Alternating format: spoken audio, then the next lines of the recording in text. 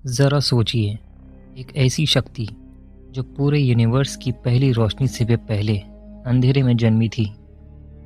एक ऐसी एंटिटी जो इतनी पुरानी और इतनी शक्तिशाली है कि उसने खुद को अंधकार का देवता माना।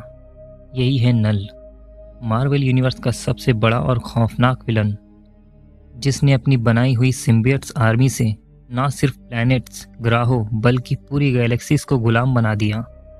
आज हम जानेंगे इस अंधकार के देवता की शुरुआत, उसकी खौफनाक बैटल्स, लड़ाइयाँ और अवेंजर्स के साथ उसकी तकरार की वो कहानी जो आपको रोमांचित कर देंगी। क्या नल को हराया जा सकता है? क्या अवेंजर्स का सब कुछ खत्म होने वाला था? चलिए इस सस्पेंस भरी कहानी को शुरू करते हैं। नल की ओरिजिन कहानी एक एंशिएंट कॉस्मिक इवेंट के साथ जुड़ी है। जब यूनिवर्स में पहली रोशनी बनी थी, सेलेस्टियल ने जब यूनिवर्स को रोशनी से भरा तो नल, जो कि अंधकार में अंधेरे में रह रहा था, अपने तख्त से गिरा दिया गया। नफरत और अंधेरे से पैदा हुआ नल एक रिवेंजफुल गॉड बन गया, जिसने नेक्रोस्वर्ड बनाई, एक ऐसी तलवार जो अंधकार से बनी थी और बाद में ऑल ब्लैक के नाम से फेमस हुई। ये नेक्रोस्वर्ड उसका सबसे पहला सिम्बियट था। नल ने अपने सिम्बियट का इस्तेमाल करके अवेंजर्स को एक बड़े खतरे में डाल दिया था। King in black story line में नल ने पूरी दुनिया को सिम्बियट से ढक दिया था, जहां अवेंजर्स की टीम ने उसका सामना किया। Thor, iron man, captain America और हल्क जैसे हीरोज ने अपनी पूरी ताकत लगा दी, लेकिन नल की कॉस्मिक लेवल पावर उन सब पर भारी थी। थॉर और नल के एपिक बैटल्स ने फैंस को कॉमिक्स के बेहतरीन मोमेंट्स दिए। आप ये सब किंग इन ब्लैक इशू 3 और वेनम इशू 3 जैसे कॉमिक्स में देख सकते हैं, जिसमें नल की शक्ति और उसका खौफ धीरे धीरे सामने आता है।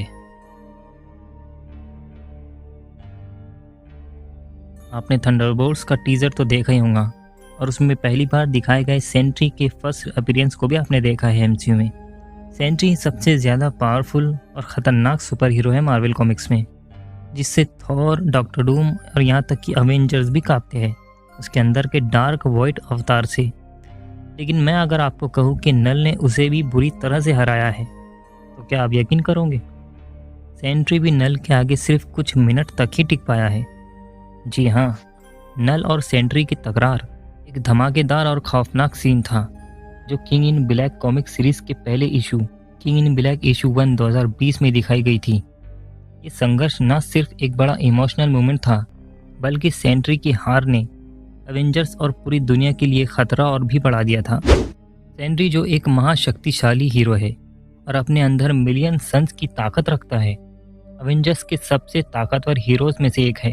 उसने पहले कार्नेज और वॉइड जैसे बड़े बड़े दुश्मनों को हराया था।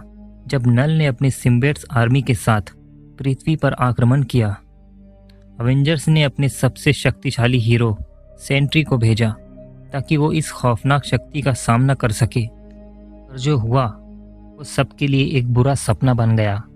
सेंट्री ने पहले नल को उठाने और दूर ले जाने की कोशिश की, जैसे उसने पहले कार्नेज और वॉइड के साथ किया था, लेकिन नल सेंट्री की शक्तियों के आगे झुका नहीं।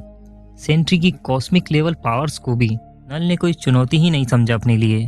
नल ने सेंट्री के बीच में से उसके 2 टुकड़े कर दिए, जैसे वो एक कच्ची डोर हो। ये मोमेंट इतना खौफनाक था कि अवेंजर्स और दुनिया ने समझ लिया था कि नल किसी आम विलन से बहुत ज़्यादा खतरनाक है। इस एक सीन ने अवेंजर्स के मोरल को तोड़ दिया, क्योंकि सेंट्री जैसा इनविजिबल खतरनाक हीरो भी नल के सामने कुछ नहीं था। नल और सेंट्री की लड़ाई ने यह दिखाया कि नल एक कॉस्मिक लेवल पावर्स का देवता है, जिसे हराना एवेंजर्स के बस की बात नहीं थी। नल न सिर्फ अंधकार का देवता था, बल्कि वॉइड का भी असली मालिक था। जी हाँ, एक शक्ति जिस पर पहले सेंट्री का कब्जा था। जब नल ने सेंट्री को मार दिया, उसने दिखाया कि सेंट्री के अंदर छुपा वॉइड तक उसका गुलाम है। क्या नल को कोई हरा सकता था? जवाब मिला वेनम यानी एडी ब्रॉक के रूप में। नल को एडी ब्रॉक ने हराया था, और वो भी एक धमाकेदार तरीके से। जब नल ने अपनी सिम्बियट आर्मी से पूरी दुनिया को अंधकार में ढकेल दिया था, एडी ने एनिग्मा फोर्स का प्रभाव पाया, जो रोशनी के देवता की शक्ति थी। ये लाइट्स ऑफ पावर्स जो नल के अंधकार के प्रबल विरोध थी, एडी ने अपने अंदर संभाली। नल को हराने का एक रास्ता था जो एडी समझ गया था, और वो था नेक्रोस्वर्ड को तोड़ देना। अंत में एडी ने नेक्रोस्वर्ड को तोड़ दिया और नल को रोशनी की ऊर्जा से इतना कमजोर कर दिया कि वो अपने बनाए अंधकार में ही गिर गया। नल की असली कमजोरी थी रोशनी और ऊर्जा की पवित्रता, जो उसके अंधकार को खत्म कर सकती थी। सोनी के वेनम 3 के टीजर में नल की एक झलक दिखी, जिसमें उसकी सैम्बैट आर्मी एडी ब्रॉक का शिकार कर रही है।